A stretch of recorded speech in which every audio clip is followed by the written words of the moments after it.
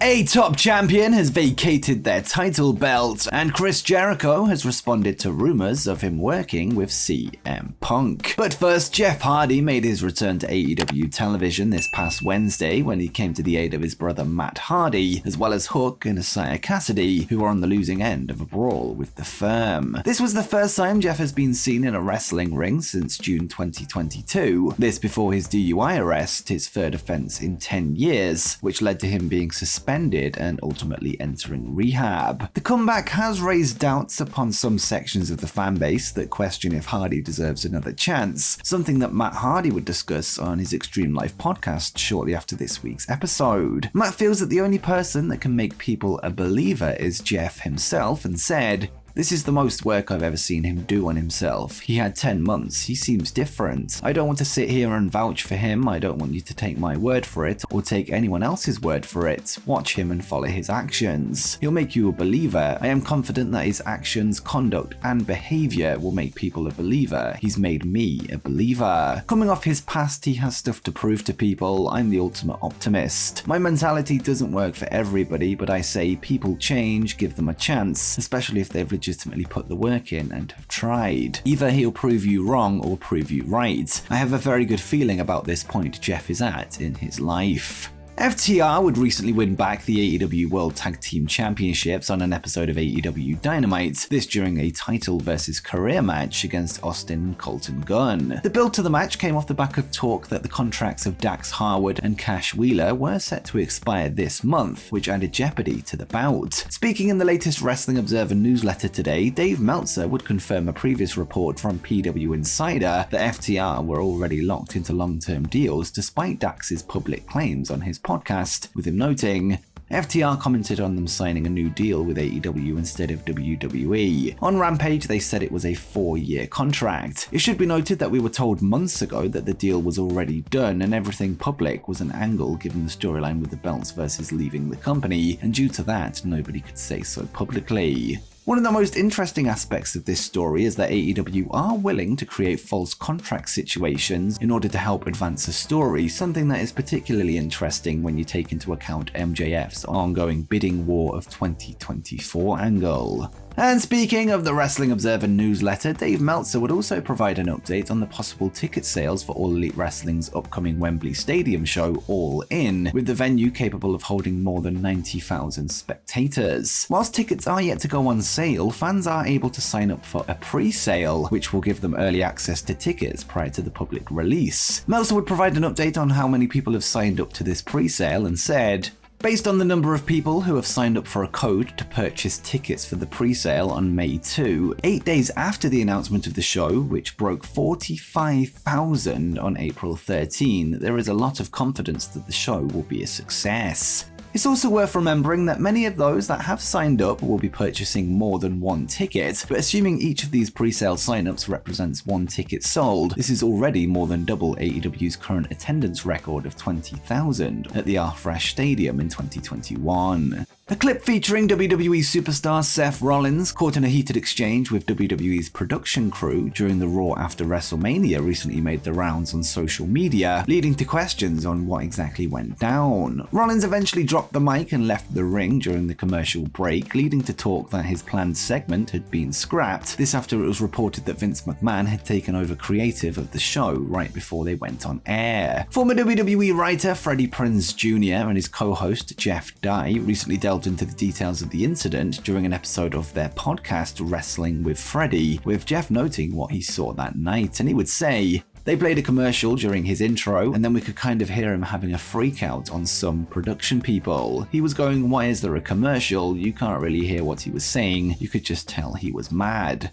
Freddie would then reveal what he knows about the incident, revealing that Rollins walked out of the show entirely and added, "Seth said, 'What the hell is going on?' I saw that coming out of his mouth. I think he was pissed when he went backstage at whoever did that. But if I was him, I would have just been just as angry, and I thought the way he dealt with it was so hardcore and awesome. Instead of cutting a promo, he just froze the mic out of the ring and walked out of the show." As for Rollins' future in WWE following the supposed fallout, WRKD Wrestling have confirmed that there are no plans for him to leave the company, and they would take to Twitter to say, Squashing any rumors, Seth Rollins currently has no plans to leave the WWE. One of the driving points is the amount of time he spends with his family while on the road, and he isn't looking to change that. Yesterday, WWE would announce that the upcoming event, King and Queen of the Ring in Saudi Arabia, will now be called Night of Champions, with the show still scheduled to take place on May 27th in the Jeddah Superdome. Although WWE have not provided any official reason for the name change, PW Insider has reported some insight from their sources, and according to the report, the decision was a creative choice to revive the Night of Champions brand and expand its reach into an international market. It's unclear at this point what this means for the King and Queen of the Ring tournaments, which were originally planned to culminate at the event, with it unknown if they will still be taking place. And before we continue, why not drop a like down below if you're enjoying the video, and subscribe to the channel with notifications turned on so you don't miss the latest wrestling news, as we try to reach 50,000 subscribers by the end of the year. But with that said, let's get to the next story. Next, we have a couple of notes coming from today's Fightful Select portions, the first of which reveals that a huge WWE return is set for tonight's episode of SmackDown. According to the report, Shinsuke Nakamura, who has not been seen on television since the SmackDown World Cup first round match with Santos Escobar in November 2022, will be making his return tonight. The King of Strong Style is reportedly scheduled to start a program with Karrion Kross on the show, with it being revealed that WWE have made a Nakamura tarot card, with it set to be used as a prop for a segment. Fightful would also confirm the length of a recently renewed AEW contract. This after Brian Cage recently put pen to paper on a new deal with All Elite Wrestling, which was at the time described as a long-term multi-year deal. The new report notes that the Machine will be under contract with AEW for 5 more years, with there being an option to extend his stay to 6 years should the company so choose. This appears to suggest that AEW may have big plans for Cage going forward, with them signing him up for several years to come. During last night's episode of Impact Wrestling, one of their top champions would announce that they are vacating their belt and will not be able to participate in the upcoming Rebellion pay-per-view event. Impact Knockouts World Champion Mickie James revealed that she is not being cleared to compete due to her shoulder tear and rib injuries, and as a result, a new Knockouts World Champion will be crowned at Rebellion on April 16th. The show will instead now feature a showdown between Jordynne Grace and Deonna Purrazzo for the vacant strap. Another interesting note from the segment is that James would not only leave her title belt in the ring, but her hat, which many have taken as a sign that she may have retired from in-ring action too. This follows her recent storyline that would see her on her last rodeo, with her set to retire from Impact after her next loss. The Rebellion pay-per-view goes down this Sunday on Fight and is available through our affiliate link in the description, with the show also set to feature a match for the vacant Impact World Championship between Kushida and Steve Maclin.